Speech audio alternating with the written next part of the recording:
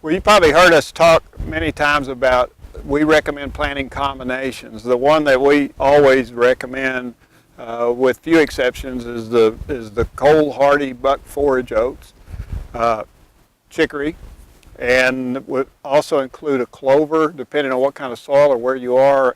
A clover such as red clover or Uchiera leaf or white clover, but a clover is a good combination, and you basically can't go wrong with them. But when we use the term combination, that's confusing to a lot of folks, and I don't want you to be confused about it because it's very important. A combination is not a blend or a mixture. That's absolutely, I want you to remember that's not the case. And that's the problem. That's one of the big problems that we see in our frustration in all these years of working with folks, trying to help them improve their deer and plant better food plots, is that the average person will go to one of the big box stores, and I'm not criticizing the big box stores, it's just that's where a lot of people go. And they'll go in there and there'll be all this confusing array of bags of seeds, and on the front cover they promise to do everything from grow big antlers to cure prickly heat and acne. You know, I mean, it's just amazing to me the big promises that are made. And, you know, what do you buy? And how do you make these decisions and all that sort of stuff? Well, first of all, let me point out some problems with the whole idea of a mixture or blend. If you turn that bag over, and by law, they have to have a tag on the back that says what is in there, how much, and what percent. And the names they use, there are official legal names, registered names that they can use on those for those different varieties. Now, sometimes you'll see it'll say like rye, and it'll say VNS after it. What does VNS stand for? That means variety not stated. In other words, they got on the commodities market and bought the cheapest thing they could buy. It may even be feed grain for all I know. But when you see VNS, you know right away there is no guaranteed varietal in that bag at all. There may be, it also may be 3 or 4 different kinds or varieties of the same seed.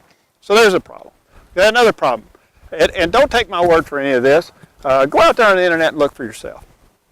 Go out there and Google or whatever search engine you use the varietal name, like let's say chicory, and put a comma and put seeding rate, and it'll say if you go in there and look, most of the time it'll say 4 to 5 pounds per acre. Now turn that bag over. The bag that on the front says it'll plant an acre, and look and see if it's got chicory in it, and then look where chicory comes down in it. Oh my gosh, it's a half a pound of chicory and it's supposed to plant an acre. That's one of the big problems. Excuse me. But you're getting cheated, in other words. You're not getting the proper seeding rate.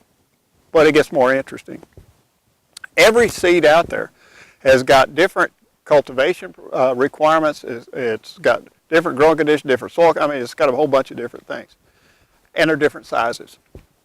So what you'll see on the back of that bag in that list of plants, not only are they usually not present in the proper amount to be planted, usually underplanted, but I'll bet you money that the one that occurs first, which is the one that weighs the most abundant, will be the cheapest seed you possibly can buy.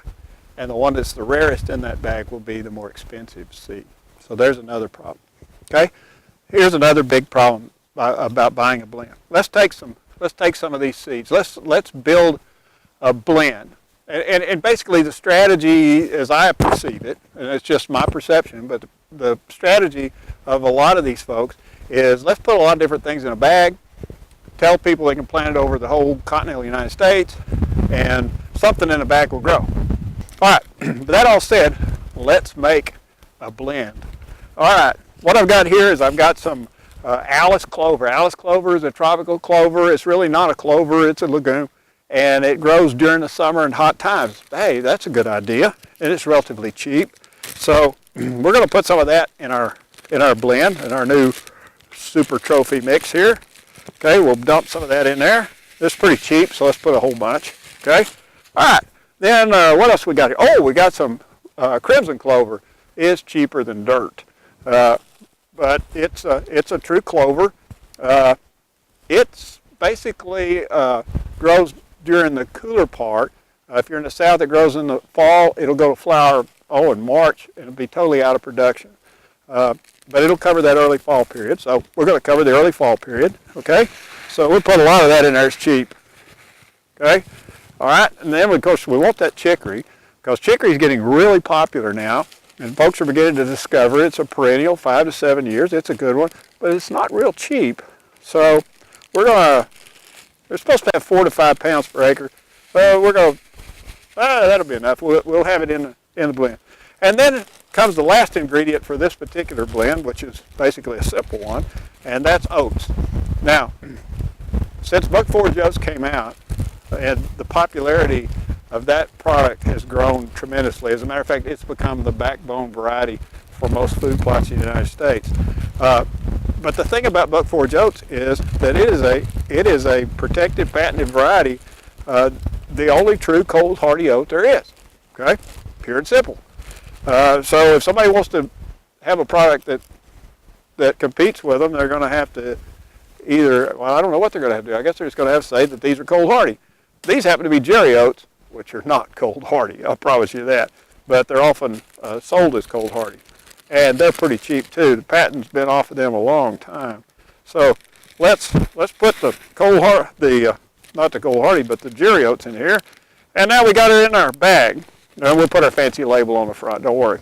All right, now we give it to our friendly UPS guy, and he's going to deliver it to your big box store. And he's going down the road, boom, boom, boom, boom, boom, like this. And guess what's starting to happen? Okay? We got different size seeds, and they're not evenly blended. And as a matter of fact, the heavier ones will end up on the bottom, and the lighter grain seeds will end up on top. And we're still traveling along there, and look at there. We've got a stratification of seeds. Now, big problem. How do you plant that? If you plant this mixture at the depth you're supposed to plant oats, say 1 to 2.5 inches deep, your clover is not going to grow. I promise you that. Clover's got to be planted, say, 1/8 of an inch or so. So that won't work. Also, this Alice clover requires one kind of inoculant. Inoculant is just some black powder that's bacteria that you stick to the seed so that the bacteria can form the nodules on the root that fix nitrogen for legumes. It takes one kind. The crimson clover takes another. If you put Alice clover inoculant on crimson clover seed, that isn't going to work.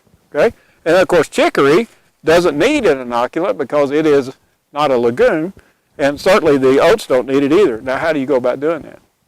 Can't be done.